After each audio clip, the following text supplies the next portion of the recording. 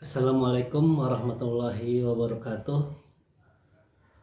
Video ini saya buat teman-teman dan kerabat-kerabat saya yang eh, sebentar lagi akan menikah. Saya membuat video ini, semoga video ini dapat berguna dan bermanfaat buat teman-teman, dan semoga dapat menjadi eh, ujangan atau petunjuk buat teman-teman yang hendak mau menikah dan dalam mengarungi kehidupan berumah tangga. Konsep pernikahan, sebagaimana firman Allah dalam surat Al-Baqarah, wa idz qala rabbuka lil malaikati inni dza'ilun fil ardi khalifah. Sesungguhnya Allah itu berkehendak dan berkata pada malaikat bahwa sesungguhnya aku berkehendak membuat khalifah di muka bumi. Bahwa ketika Allah berkehendak menciptakan manusia sebagai khalifah di muka bumi, untuk apa? Agar manusia dapat mengelola bumi ini sehingga bumi ini dapat berjalan sesuai dengan kehendaknya. Bahwa ketika Allah menciptakan manusia ke muka bumi dan menciptakan dia sebagai khalifah, itu ibarat seorang tentara yang diberikan tugas oleh negaranya untuk berperang ke medan perang. Tentunya seorang tentara yang diberikan tugas untuk berperang ke medan perang, mereka tidak pergi berperang ke medan perang begitu saja.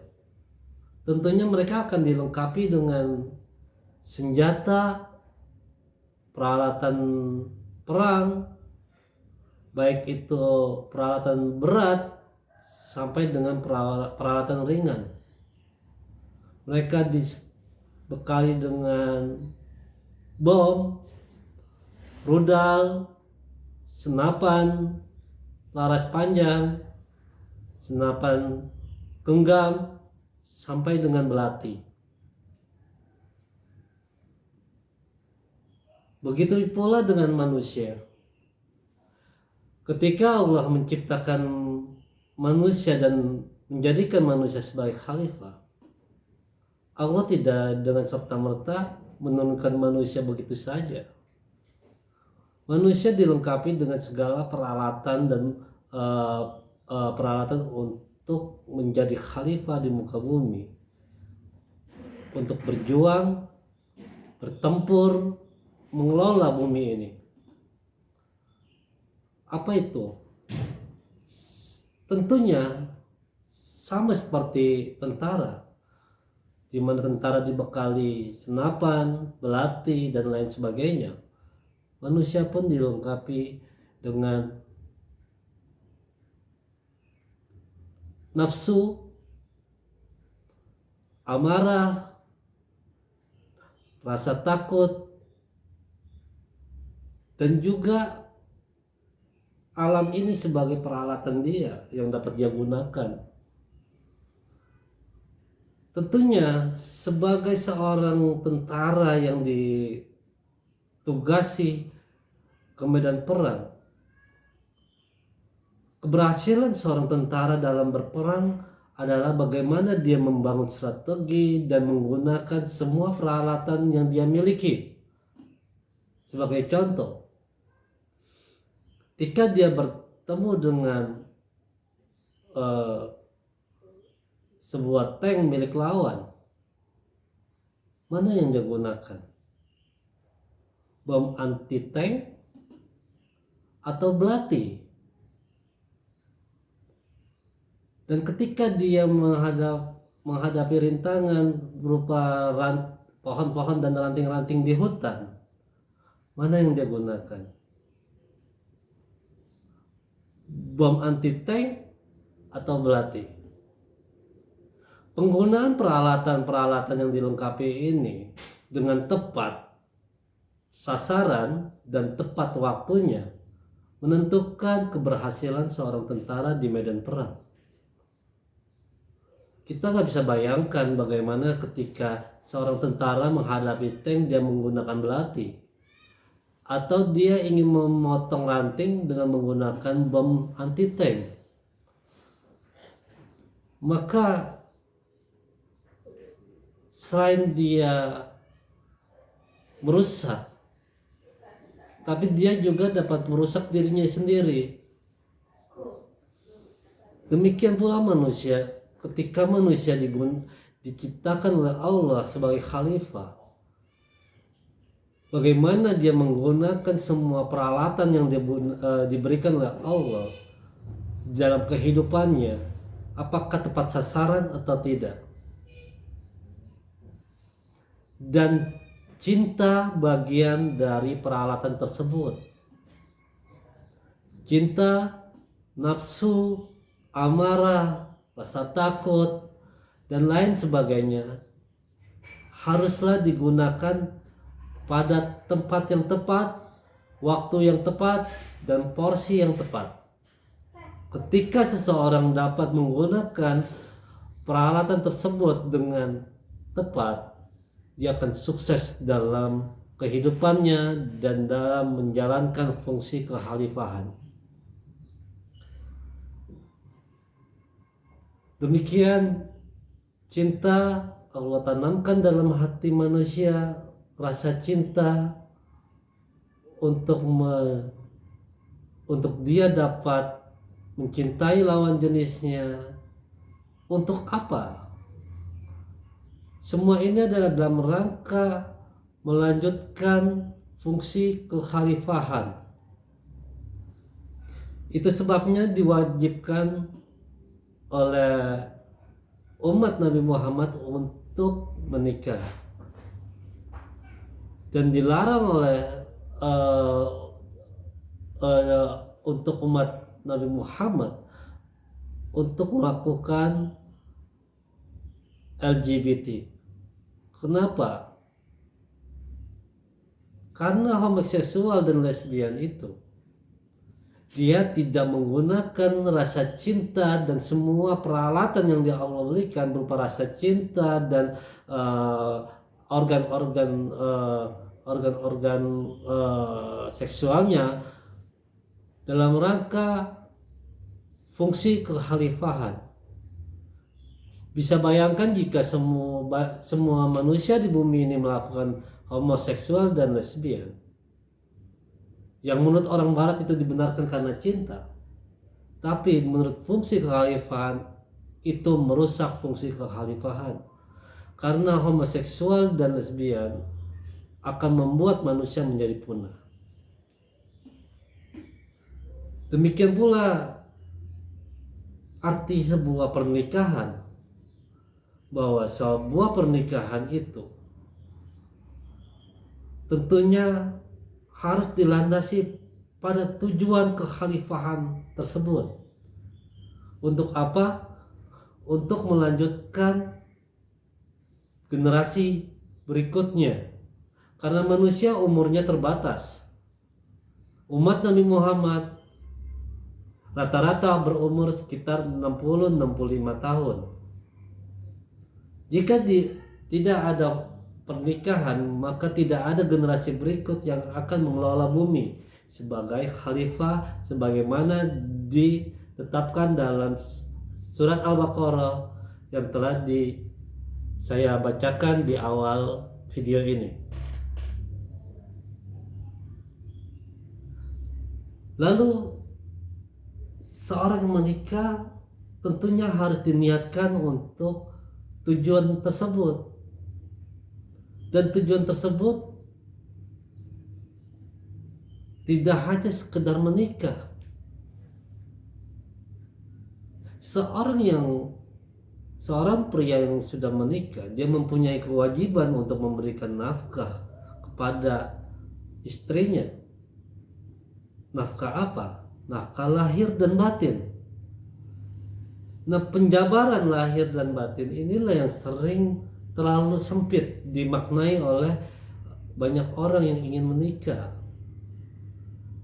Mereka hanya memikirkan lahir.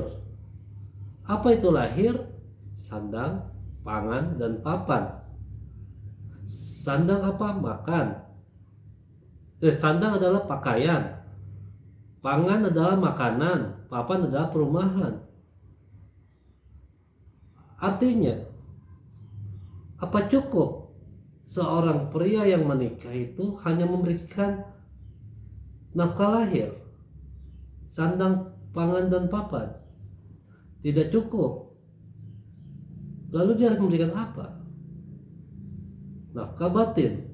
Nah, disinilah yang sering kali dipersempit pengertian dari nafkah batin tersebut, bahwa nafkah batin sering diartikan adalah hubungan suami istri, memberikan nafkah seks. Padahal bukan hanya itu yang dimaksud dengan nafkah batin. Seorang istri gak hanya butuh seks, tapi dia juga butuh nafkah batin berupa pendidikan. Maka seorang suami harus bisa mendidik istrinya. Harus bisa mendidik istrinya, di mana seorang tuanya telah mendidik istrinya, dan ketika dia serahkan pada seorang pria, maka tanggung jawab pendidikan itu telah beralih kepada dari bapaknya kepada suaminya. Lalu pendidikan apa yang harus diberikan oleh seorang suami? Bukan hanya sekedar pendidikan formal, tapi juga pendidikan non formal. Apa itu? Pendidikan agama, budi pekerti. Dan pendidikan ini harus terus diberikan oleh suami pada istri dengan sabar dan sabar. Apalagi selain pendidikan, seorang istri butuh yang namanya kebanggaan. Dia butuh bangga terhadap sosok suaminya. Maka seorang suami, sekalipun dia bekerja di pabrik di level terendah, mungkin di pabrik itu dia kerjanya sebagai kuli borong yang hanya memakai kaos, tapi sepatutnya dia keluar rumah dengan berpakaian rapi. Berpakaian rapi agar apa? Agar sang istri memiliki kebanggaan pada suaminya.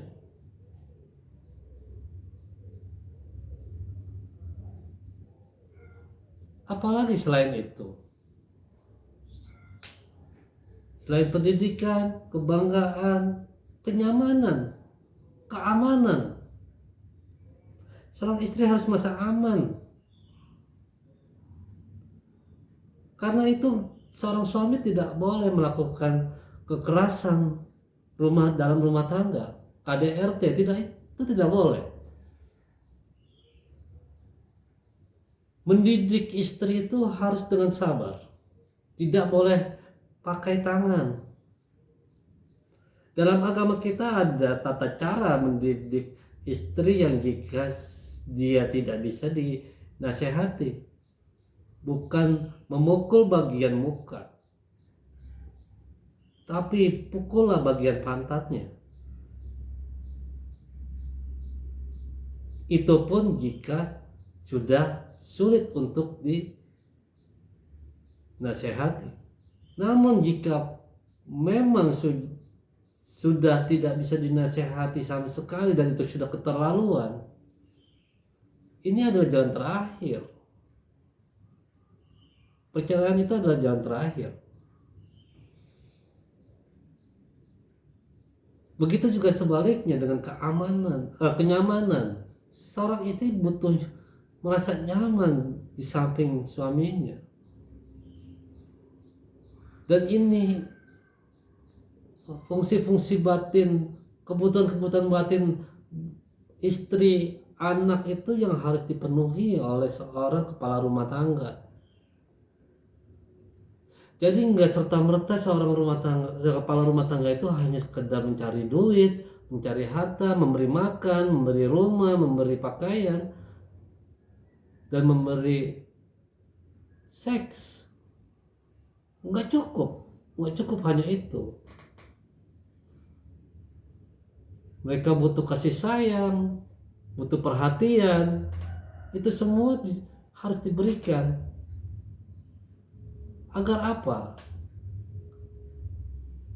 Agar terbentuk generasi berikutnya yang baik, yang siap melanjutkan fungsi kekhalifahan, yang siap melanjutkan menggantikan kita dalam mengelola bumi ini. Jika kita tidak bisa memberikan pendidikan yang baik, maka akan terbentuk anak-anak dengan karakter yang tidak baik. Jika terbentuk anak-anak dengan karakter yang tidak baik, maka kita telah gagal dalam menjadi khalifah di muka bumi. Dan ketika kita gagal dan anak kita tidak sanggup melanjutkan fungsi tugas kita sebagai khalifah, maka bumi ini akan hancur. Maka saya sangat menyayangkan jika ada seseorang yang menikah terus bercerai, terus meninggalkan anaknya tanpa memberikan nafkah sama sekali, dan hanya berkata nanti juga anaknya kalau mau kawin akan nyari bapaknya. Lalu apa bedanya kamu dengan binatang?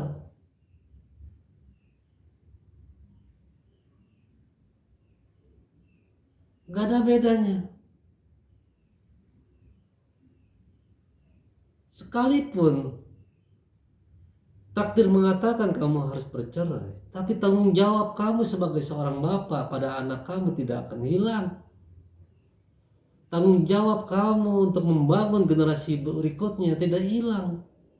Tanggung jawab kamu untuk membangun khalifah di muka bumi di generasi berikutnya tidak hilang.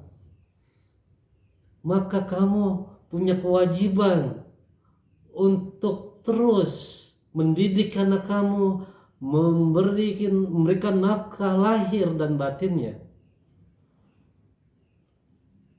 Inilah konsep pernikahan yang sesungguhnya, bahwa pernikahan itu bukan hanya sekedar cinta, karena cinta itu adalah alat yang diberikan Allah kepada kita sebagai khalifah di muka bumi. Demikian dari saya. Semoga video ini dapat bermanfaat buat teman-teman yang hendak menikah dan hendak membangun bahtera rumah tangga. Demikian, semoga bermanfaat. Assalamualaikum warahmatullahi wabarakatuh.